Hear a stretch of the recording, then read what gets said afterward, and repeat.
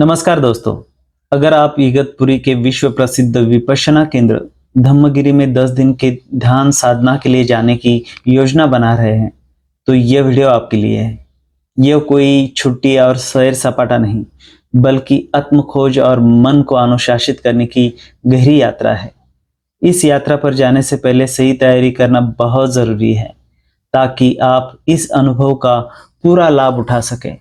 तो चलिए जानते हैं कि आपको क्या क्या तैयारी करनी चाहिए। सबसे पहले आपको मानसिक रूप से तैयार होना होगा, जिसमें यह तैयारी सबसे महत्वपूर्ण है। आपकी साधना का सफल होना इसी पर निर्भर करता है।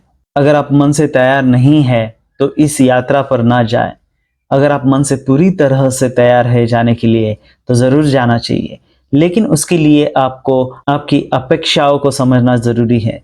सबसे पहले यह समझे कि यह कठोर साधना है, कोई आरामदायक रिट्रीट नहीं है। आपको रोजाना लगभग 10 घंटे ध्यान करना होगा।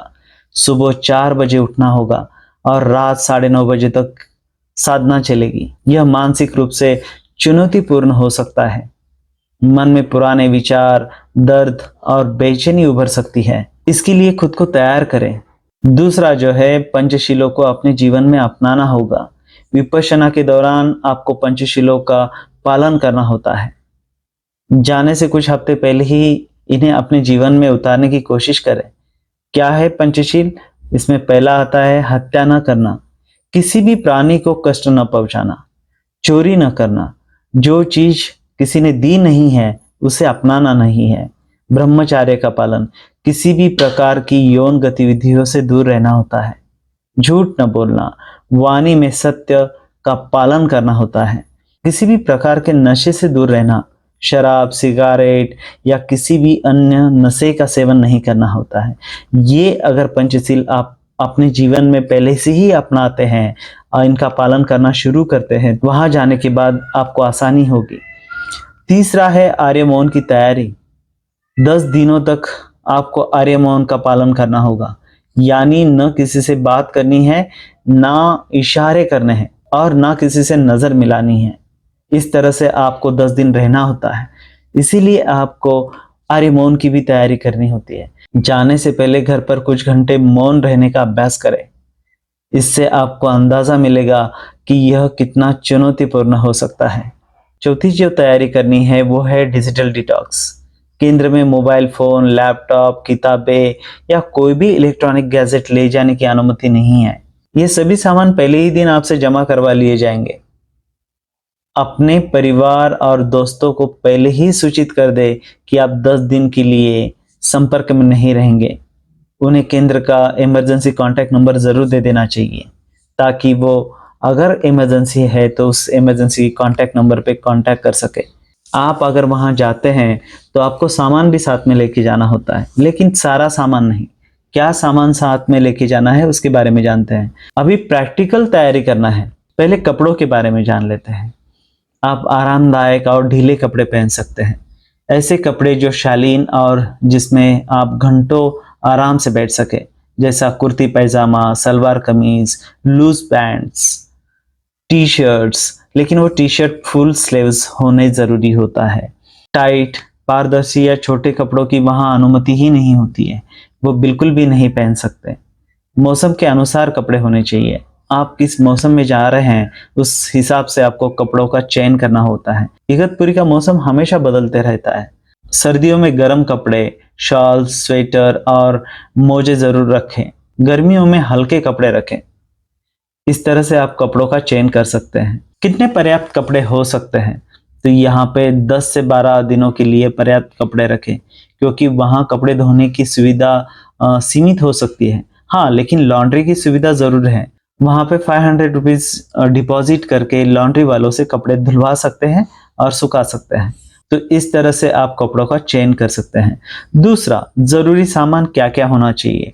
तो वहाँ पे टॉर्च, जो फ्लैश लाइट वाला होता है, जो रात में ये बहुत काम आएगा। इस तरह से आप टॉर्च जरूरी है, क्योंकि 9:30 बजे आप जब धम्म हॉल से बाहर निकलेंगे तो बहुत अंधेरा होगा और आपको आपके विश्राम गृह तक जाने तक आपको उजाले की जरूरत होगी, वहां पे लाइट होते हैं लेकिन टॉर्च जरूर रखिएगा। पानी की बोतल वहां पे होनी चाहिए, आपके पास हमेशा पानी की बोतल रखें, क्योंकि रूम में पानी की सुविधा रखने के लिए नहीं होती, ताकि आप जहाँ पे वाटर फिल्टर होता है वहां से पानी भर के ला सके और फिर आपके सुविधा के हिसाब से उसे यूज करें। अलार्म घड़ी होनी चाहिए, वहां पे बिना रेडियो या संगीत वाली छोटी, बिना टिक टिक आवाज करने वाली घड़ी होनी चाहिए। आप वहां पे मोबाइल का अलार्म का यूज नहीं कर सकते, क्योंकि मोबाइल होता ही नहीं है आपके पास, इसीलिए आपको अलग से एक अलार्म घड़ी रखना जरूरी है। वैसे घंटा की आवाज इतनी बड़ी होती है ताकि आपको अलार्म की जरूरत ही नहीं पड़ेगी, लेकिन फिर भी आप आपके साथ में रखिएगा। टॉवेल और टॉयलेटरीज आप रख सकते हैं, साबुन, टूथब्रश, टूथपेस्ट। आप इतर का यूज नहीं कर सकते, मतलब वहां पे दूसरों को परेशानी हो ऐसे कुछ भी आपको साथ में लेके नहीं जाना है। दवाइयाँ, दवाइयाँ बहुत जरूरी है। आप अगर शुगर पेशेंट है, बीपी पेशेंट है, तो आपको डॉक्टर की सलाह से 10 दिन की टैबलेट साथ में जरूर रखना चाहिए। आपको कोई भी बीमारी हो तो उस हिसाब से डॉक्टर से पहले बताएं कि हम 10 दिन की विपश्यना के लिए जाने वाले हैं, उस हिसाब से आपको प्रिस्क्रिप्शन लिख के दें। वो सारी दवाइयाँ आप साथ में लेके जा सकते हैं। अगर आपको कोई मेडिकल प्रॉब्लम नहीं है तो कोई मेडिकल दवाइयाँ लेके जाने की जरूरत नहीं है। ध्यान के लिए क्या जरूरी है? केंद्र में ध्यान के लिए गद्दे, कुर्सी उपलब्ध कराए जाते हैं। अगर आप चाहते हैं तो आराम के लिए अपनी निजी ध्यान की गद्दी, शॉल ले जा सकते हैं, लेकिन जरूरी नहीं है, क्योंकि मैं 10 दिन वहां रह चुका हूं, तो मुझे तो ऐसा नहीं लगता कि गद्दा लेके जाना चाहिए। गद्दा वहां पे मिलता है, तकिया भी वहां पे मिलता है। अगर आप फॉर्म भरते हैं, अगर आप नीचे जमीन पर नहीं बैठ सकते तो कुर्सी का बंदोबस्त वहां पे होता है। आपको फॉर्म में ही पहले मेंशन करना होता है कि आपको कमर का दर्द, घुटनों का दर्द है, वो मेंशन करेंगे तो आपको वहां पे कुर्सी पर बैठ के ध्यान करना होता है। इन चीजों का आप जरूर ध्यान रखिएगा। क्या नहीं लेकर जाना चाहिए, जो आप अवॉइड कर सकते हैं 10 दिनों में, तो उसमें पहला आता है mobile phone, laptop, tablet, camera, किताबें, डायरी, पेन, पेंसिल। इन चीजों का परहेज करें, ये साथ में ही ना लेके जाए। खाने पीने का कोई भी सामान साथ में लेके नहीं जाना है। अगरबत्ती, परफ्यूम, तेज गंध वाली कोई चीज, ये भी नहीं लेके जाना है। ताबीज, माला या कोई धार्मिक वस्तु जो संप्रदाय को दर्शाती हो, वो भी आपको साथ में लेके नहीं जाना है। मतलब आप एकदम से ऐसा होना चाहिए कि आप ध्यान धारणा करने जाने वाले हैं तो आप भौतिक जीवन से दूर जा रहे हैं, ऐसा ही आपको वहां जाना चाहिए।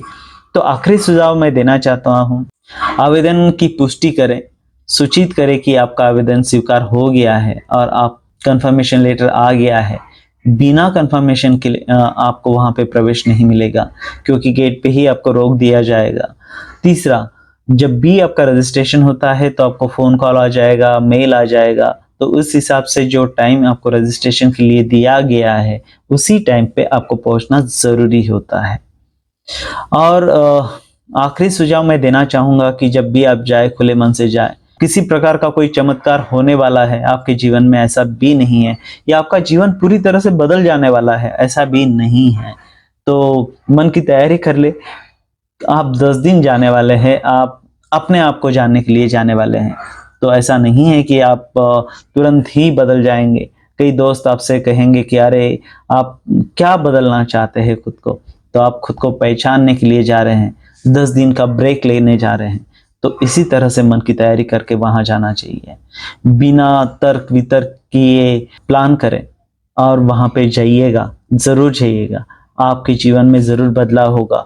विपश्यना की यह यात्रा आपके जीवन को बदल सकती है। यह आपके मन की गहराइयों में उतरने और असली शांति का अनुभव करने का एक अनमोल अवसर है। पूरी तैयारी और दृढ़ संकल्प के साथ जाए। आपकी यात्रा मंगल हो, सबका मंगल हो।